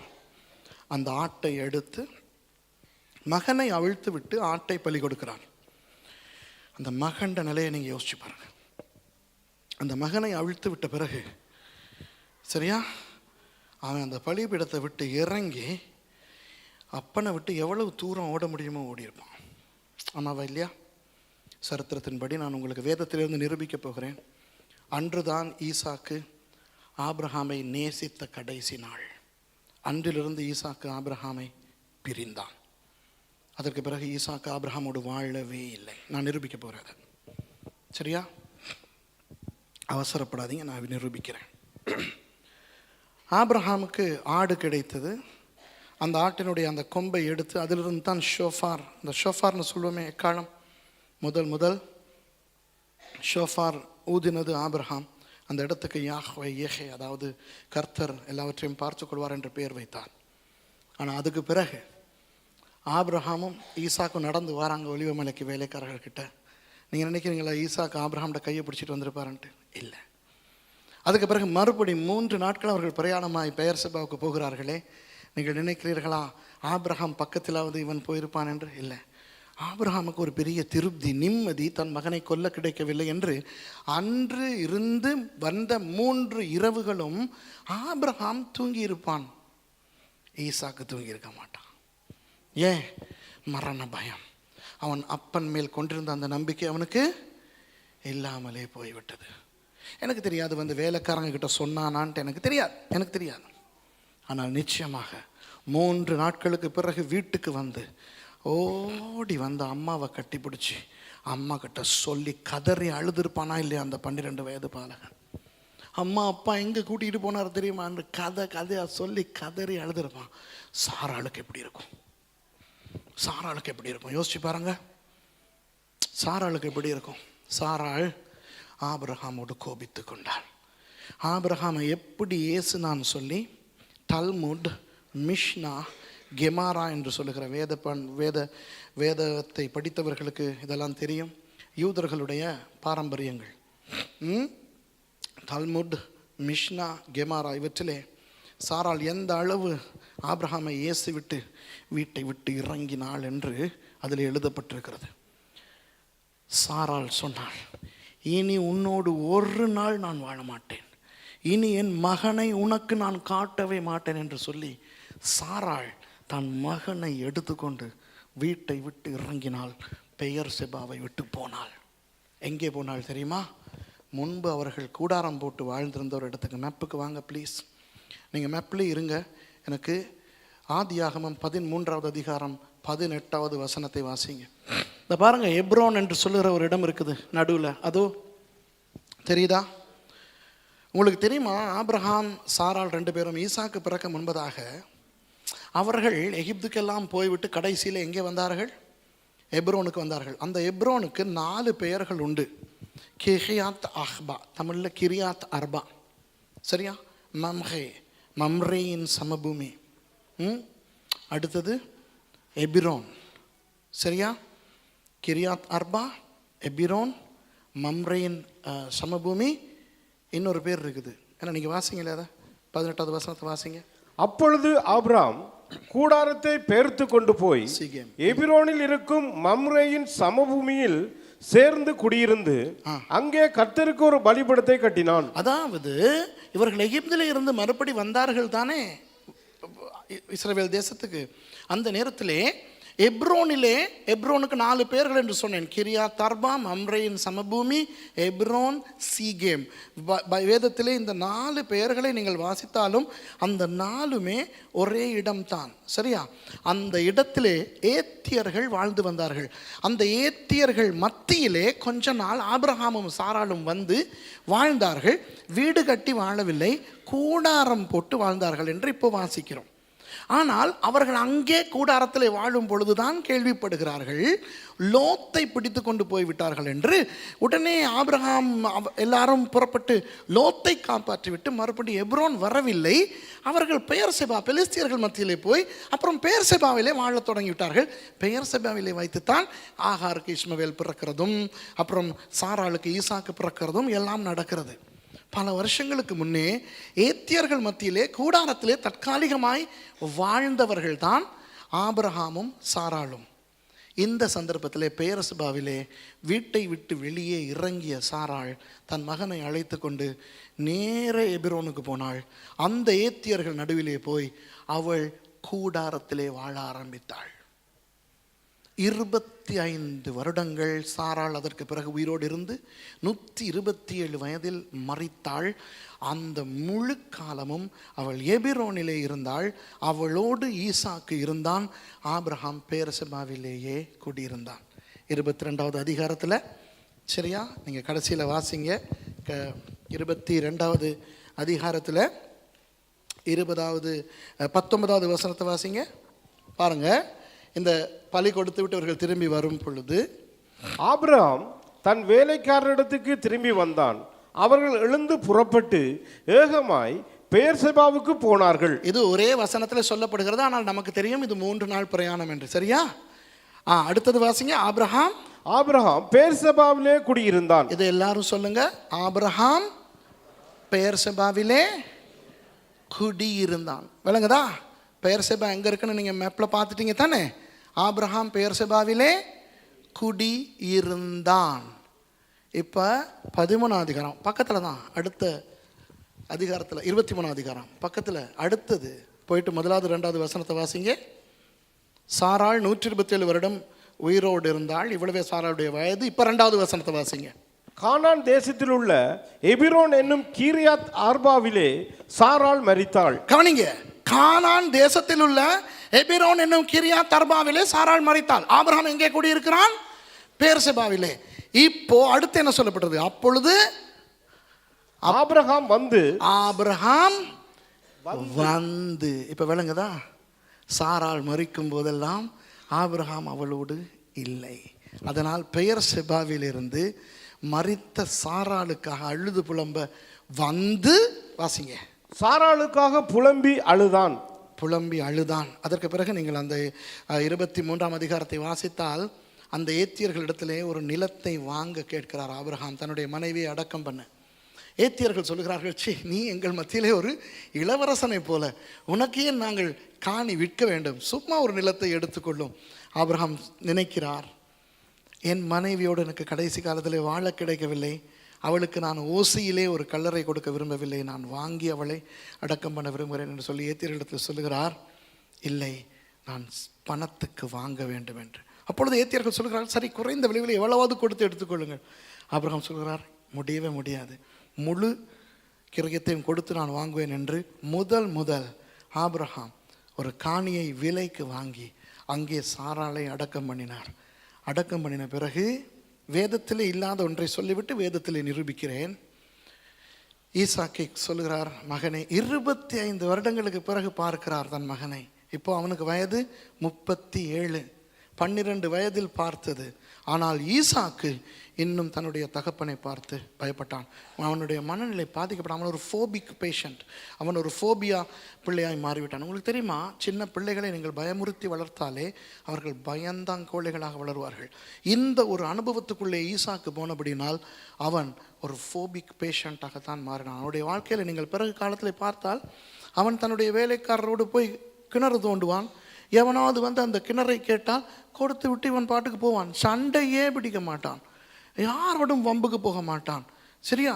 ஒரே மனைவியோடு, அதுவும் யார் அந்த மனைவி? வேலைக்காரன் எலியேசர் கொண்டு வந்து கொடுத்த ஒரு மனைவி. அதை சொல்லுகிறேன், கேளுங்கள். ஆபிரகாம் ஈசாக்கை தன்னோடு வர அழைத்த பொழுது ஈசாக்கு வரமாட்டேன் என்று செத்து போன தன் தாயின் கூடாரத்திலேயே அவன் வாழ்ந்தான். ஆபிரகாம் பெயர்செபாவுக்கு திரும்பி போய் இன்னும் 3 வருஷம் காத்திருந்த பொழுது 40 வயது ஆகிவிட்டது மகனுக்கு. இனி அவனுக்கு திருமணம் செய்ய முடியும், பாவம், தனியாக இருக்கிறான் என்று நான் மணமகள் கொண்டு வந்தாள், என் மகன் கட்ட மாட்டான் என்று தெரியும். உடனே வேலைக்காரனை கூப்பிட்டு எலியேசரை கூப்பிட்டு சொல்லுகிறார், நீ போய் லாபான் வீட்டுக்கு போ, சாராளினுடைய சகோதரன். அங்கே சாராளை போன்றவர்கள் தானே முகஜாடை, ஒரு நல்ல மணமகளாக நீயாக பார்த்து கொண்டு வந்து என் மகனுக்கு கொடு என்று. சரியா? எலியேசர் போய் ரெபேக்காளை பிடித்து கொண்டு வந்து கொடுக்கும் பொழுது என்ன நடந்தது தெரியுமா? கல்யாணம் எப்படி நடக்க வேண்டும் தெரியுமா? பொதுவாக அப்பா வீட்டிலே கல்யாணம் நடக்க வேண்டும். ஆனால் நீங்கள் 24வது அதிகாரத்திலே 67வது வசனத்தை வாசித்தால், ஈசாக்கு ரெபேக்காளை தன் தாயின் கூடாரத்துக்குள்ளே கொண்டு வந்து அந்த கூடாரத்துக்குள்ளே தான் திருமணம் நடக்கிறது. ஆபிரகாம் அதிலே சம்பந்தப்படவில்லை. வாசிங்க. அப்பொழுது ஈசாக்கு ரெபெக்காளை தன் தாய் சாராளுடைய கூடாரத்துக்கு அழைத்து கொண்டு போய் அவளை தனக்கு மனைவியாக்கி கொண்டு அவளை நேசித்தான். ஈசாக்கு தன் தாய்க்காக கொண்டிருந்த துக்கம் நீங்கி ஆறுதல் அடைந்தான். அன்பானவர்களே, இதுதான் கதை.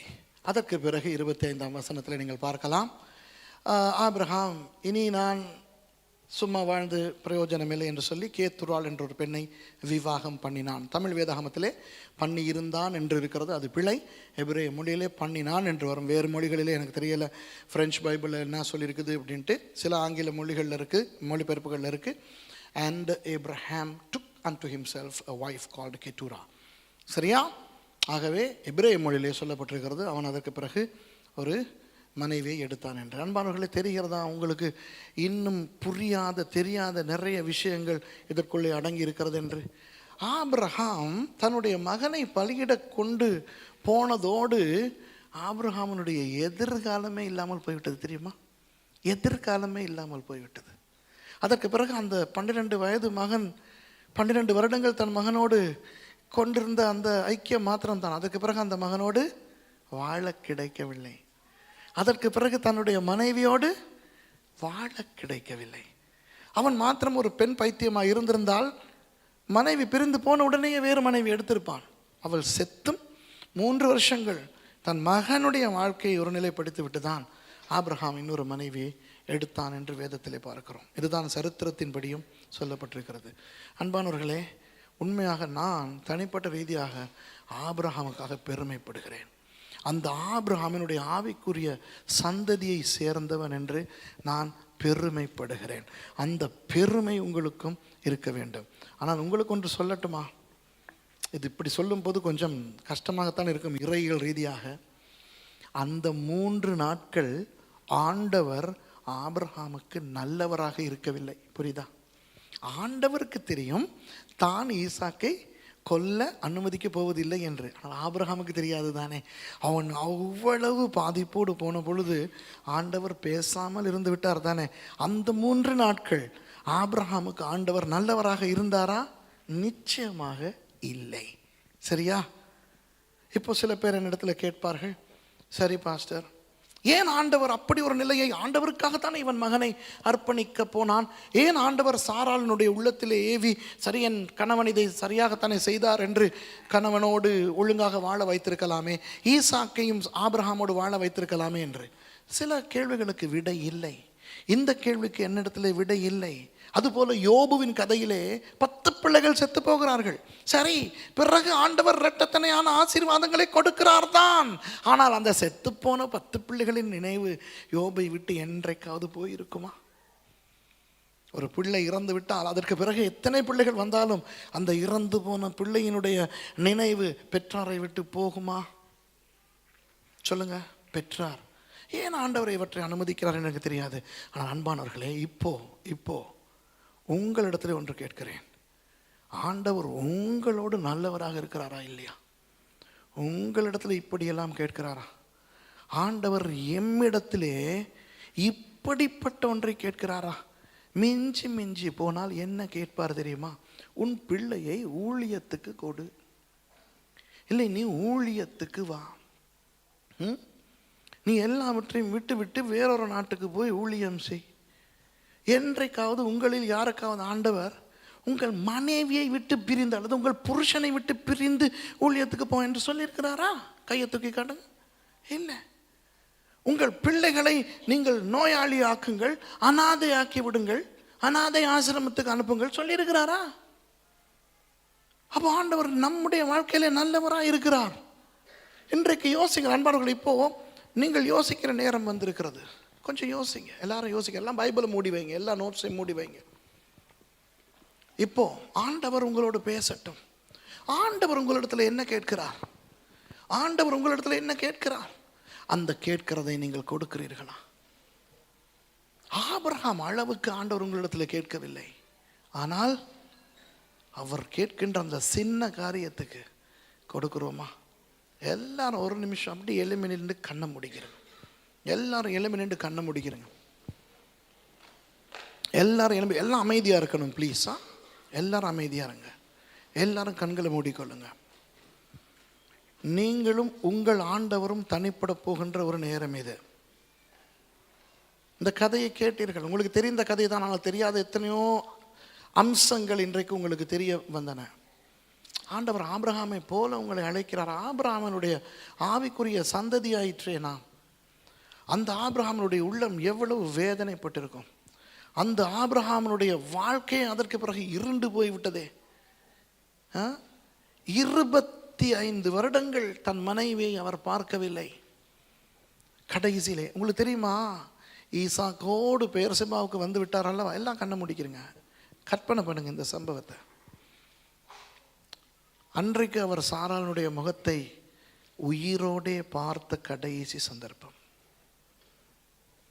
தன்னுடைய ஆசை மனைவி பாபிலோனிலே இருந்து தன்னோடு புறப்பட்டு வந்த அந்த அழகான பெண். ஆபிரகாம் எங்கே எல்லாம் போனாரோ அங்கேயெல்லாம் அந்த சாராள் வந்தாளே. பாலைவன பிரயாணத்தின் போது வந்தாள், சூறாவளி அடிக்கும் பொழுது வந்தாள், எகிப்திலே வந்தாள். அவளுக்கு பார்வோன் ராஜாவின் மூலமாய் ஆபத்து வந்தது, அபிமெலேக்கு மன்னன் மூலமாய் ஆபத்து வந்தது. அந்த ஆபத்துகளின் போது தன் புருஷனோடு இருந்த இந்த ஆசை மனைவியை அவர் கண்ட கடைசி நாள் அது. போயே விட்டாள். அதற்கு பிறகு 25 வருடங்களுக்கு பிறகு அந்த மனைவியை கண்டார், சடலமாக கண்டார். எவ்வளவு பெரிய ஒரு தியாகம் பாருங்கள். மனைவியின் மரண வீட்டுக்கு வருகிறார். 37 வயதுடைய ஒரு மனுஷன் இருக்கிறான். அப்பொழுதுதான் அவனுக்கு தெரிந்திருக்க மாட்டேன், இதுதான் என்னுடைய மகன் ஈசாக்கு. 25 வருடங்கள் தன் மகனை பிரிந்திருந்த ஆபிரகாம் எவ்வளவு ஆசையாக அந்த மகனை கட்டிப்பிடிக்க ஓடியிருப்பார். அம்மாவின் உடம்பின் மேல் விழுந்து கதறிக்கொண்டிருந்த தன்னுடைய மகனை அரவணைக்க போயிருந்த பொழுது அந்த ஈசாக்கு அந்த பீதியால் பயத்தால் அந்த தந்தையை தள்ளிவிட்ட போது அந்த ஆபிரகாமுக்கு எப்படி ஒரு உணர்வு வந்திருக்கும் யோசிச்சு பாருங்க.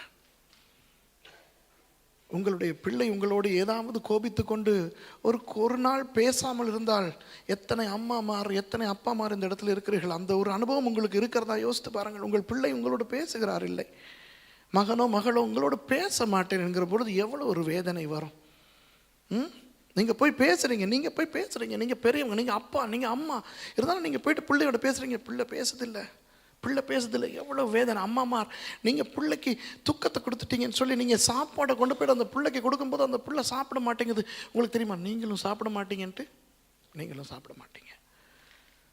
ஆபிரகாம் கொஞ்சம் யோசிச்சு பாருங்க. மனைவியினுடைய மரணம், சடலம். அந்த நேரத்தில் அவருக்கு 25 வருடங்களுக்கு பிறகு தன் மகனை பார்த்த அந்த ஒரு இன்பம், ஆனால் தன்னுடைய செத்த மனைவியின் சடலத்தை பார்த்த துன்பம், அந்த ஒரு குழப்பமான மனநிலையில் தன் மகனை அரவணைக்க போயிருந்த பொழுது அந்த மகன் இவரை தள்ளி இருப்பான். நீ எனக்கு அப்பன் இல்லை என்று அவன் தள்ளி இருந்த பொழுது முதல் 12 வருஷம் என் மார்பிலும் தோளிலும் தூக்கி வளர்த்த என் மகன் அல்லவா நினைச்சிருப்பானா இல்லையா? யோசிச்சு பாருங்க. எல்லாரும் கண்கள் முடிக்கிறங்க. யோசிச்சு பாருங்க. கண்ணீர் வந்தால் பரவாயில்ல, அழுங்க. நானும் அழுதுகிட்டு தான் இருக்கிறேன். ஏன் எத்தனை இடத்துல இதை பிரசங்கம் பண்ணியிருக்கிறேன் தெரியுமா? இது வெறும் பிரசங்கமாய் பண்ணவில்லை அன்பானவர்களே. கர்த்தர் எனக்கு இதை உங்களோடு பகிர்ந்து கொள்ள சொல்லி நான் விமானத்திலே வரும் பொழுதே அழுது கொண்டு வந்தேன். ஆண்டவர் உங்களை நேசிக்கிறார். ஆண்டவர் உங்களுக்காக தன்னுடைய ஒரே பேரான குமாரனை இப்படித்தான் அனுப்பினார் தெரியுமா? பிரதர்ஸ் சிஸ்டர்ஸ், உங்கள் பிள்ளை, வளர்ந்த பிள்ளை யார் முன்னுக்காவது நிர்வாணமாக நின்றா உங்களுக்கு துக்கமாக இருக்குமா இல்லையா? இயேசுவை நிர்வாணமாக சிலுவையில் அறைந்தார்கள். பிதாவுக்கு எப்படி இருந்திருக்கும்? பரலோகத்தில் இருக்கிற பிதா பார்க்கும்போது என்னுடைய குமாரன் யாருக்காக? உங்களுக்காக. நிர்வாணமாக அவரை சிலுவையில் அறியும் பொழுது அந்த பிதாவினுடைய உள்ளம் எவ்வளவு பாடுபட்டிருக்கும். தேவன் தம்முடைய ஒரே பேரான குமாரனை விசுவாசிக்கிறவன் எவனோ அவன் கெட்டு போகாமல் நித்திய ஜீவனை அடையும்படிக்கு அவரை தந்தருளி இவ்வளவாய் உலகத்தில் உங்களில் அன்பு கூர்ந்தார். இப்போ ஆண்டவர் உங்ககிட்ட என்னது பெருசாக கேட்குறார்? உங்கள் பிள்ளைய கொள்ளுங்கிறாரா? உங்கள் பொண்டாட்டியை கொள்ளுங்கிறாரா? உங்கள் புருஷனை விட்டுட்டு வாங்குறாரா? இல்லை, ஒரு வீட்டை கூட்டத்துக்கு வா, ஒரு ஊழியத்தை செய், பாட்டுக்குழுவில் இருந்து பாடு, வாக்கன் வாசி, சுவிசேஷம் அறிவி, உபவாசிச்சு செபி, ஒரு ஊழியத்தை செய். அதுக்கே எவ்வளவு பிரச்சனை, எவ்வளவு கவலையாக இருக்கும் ஆண்டவருக்கு. எத்தனை பேர் ஊழியத்தை விட்டுட்டு போயிருக்கிறீங்க? என்னத்துக்காக? யாரோ என்னை துக்கப்படுத்திட்டாங்க, யாரோ என்னை முறைச்சி பார்த்துட்டாங்க, எனக்கு நேரம் இல்லை, நான் ஊழியம் செஞ்சனால எனக்கு அங்கே நஷ்டம் இங்கே நஷ்டம். எல்லாரும் கண்கள் முடிக்கிறீங்க ப்ளீஸ், எல்லாரும் கண்கள் முடிக்கிறீங்க. நீங்கள் மனுஷங்களாக இருந்தால், உங்களுக்கு இருதயம்னு ஒன்று இருந்தால், ஆண்டவருடைய பிரதிநிதியாய் நான் நிற்கிறேன். ஊழியத்தை விட்டு விட்டவர்கள், உங்களுக்கு இருதயம் இருந்தால் கையை தூக்கி சொல்லுங்கள், ஆண்டவரே நான் மறுபடியும் உங்களுடைய ஊழியத்தை செய்கிறேன் என்று. உங்களுக்கு இருதயம் இருந்தால் மாத்திரம் கையை தூக்கி கர்த்தர் பாப்பா. நான் உங்களுக்காக ஜெபிக்க போகிறதும் இல்லை, ஒன்றும் இல்லை. ஆண்டவருக்கு நீங்கள் சொல்லுங்கள். எத்தனையோ பேர் இன்றைக்கு முழு நேரம் ஊழியத்தை விட்டு விட்டு தேங்க்யூ ஆண்டவருக்கு சந்தோஷத்தை கொடுப்போம். எவ்வளவு இழப்புகள் ஆண்டவருக்கு. அவருடைய ஒரே பேரான குமாரனை இந்த உலகத்துக்கு அனுப்பினார். எத்தனை பேர் ஆண்டவர் ஊழியத்துக்கு அழைச்சி வராமல் இருக்கிறீங்க? எல்லாரும் கண்கள் மூடிக்கிறீங்க. ஊழியத்தில் ஏதாவது ஒரு ஊழியத்துக்கு ஆண்டவர் நேரடியாக அவங்கள அழைக்க மாட்டார். உங்களுடைய ஊழியக்காரர்கள் மூலமாக ஆண்டவர் உங்களை ஏதாவது ஒரு பொறுப்பு கொடுத்து, வீட்டு கூட்டமோ, டிரைவிங்கோ, பாட்டுக்குழுவோ, எனக்கு தெரியாது, ஓய்வு நாள் பாடசாலையிலையோ, மியூசிக்கோ, ஏதோ அழைப்பு கொடுத்து, எத்தனையோ காரணங்களினாலே இல்லை இல்லை இல்லை என்று பின் போட்டவர்களை எத்தனை பேர் சொல்லுகிறீர்கள், சி எனக்கு வெக்கமாக இருக்கிறது என்னை குறித்து நினைத்து, நான் இனி ஆண்டவருக்காக நான் இதை செய்ய போகிறேன். என்ன பெருசாக கேட்குறார் ஆண்டவர்? அப்படியான கையை தூக்குங்க, கையை தூக்கிட்டு கீழே போடுங்க. தேங்க்யூ, கீழே போடுங்க. ஆண்டவரோட பேச ஆரம்பிங்க.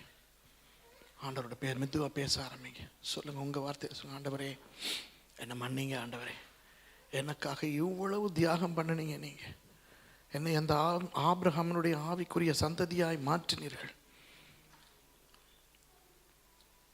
ஆண்டவரே என்னை மன்னிங்கள் என்று சொல்லுங்கள். மெதுவாக வாயர்களை திறந்து ஜெபிங்க. நீங்கள் ஆண்டவர் நல்லவர்.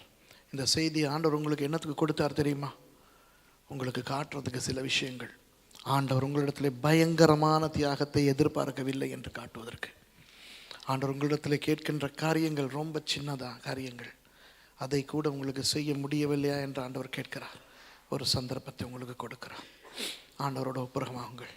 அந்த தந்தையாக தன்னுடைய ஒரே பேரான குமாரனை உங்களுக்காக நிர்வாணமாய் சிலுவையிலே மறிக்க இடம் கொடுத்து, செத்தே போக இடம் கொடுத்த ஆண்டவர். உங்களுக்கு தெரியுமா, ஆபிரகாமினுடைய மகனை ஆண்டவர் கொல்ல விடவில்லை, ஆனால் தன்னுடைய ஒரே பேரான குமாரனை கொல்ல விட்டார்.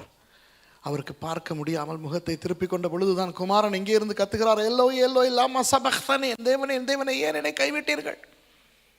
ஏன் ஆண்டவர் முகத்தை திருப்பினால் தெரியுமா? எந்த அப்பனுக்கு முடியும் தன்னுடைய மகன் சாவதை பார்ப்பதற்கு? பரலோக தந்தை தன்னுடைய முகத்தை செத்து கொண்டிருக்கின்ற தன் குமாரனுடைய பக்கத்திலிருந்து திருப்பி விட்டார். உலகத்தின் பாவத்துக்காக, உங்களுடைய பாவத்துக்காக செத்து கொண்டிருந்த இயேசுவை பார்க்காமல் போனார் அந்த பிதா. வாய்களை திறந்து ஆண்டவருக்கு சொல்லுங்க, ஆண்டவரே என்னை நான் உங்களுக்கு மறுபடியும் அர்ப்பணிக்கிறேன் ஆண்டவரே. நான் உங்களுக்கு கொடுக்க தவறினவற்றையெல்லாம் நான் கொடுக்க தீர்மானிக்கிறேன்னு சொல்லுங்க. ஆபிரகாமை போன்ற பெரிய ஒரு விஷயத்தை நீங்கள் என்னிடத்தில் எதிர்பார்க்கவில்லை ஆண்டவரே, ஆனால் என்னிடத்தில் கேட்கிற அந்த சின்ன விஷயத்தை நான் கொடுக்க தவறினேன், என்னை மன்னியுங்கள் என்று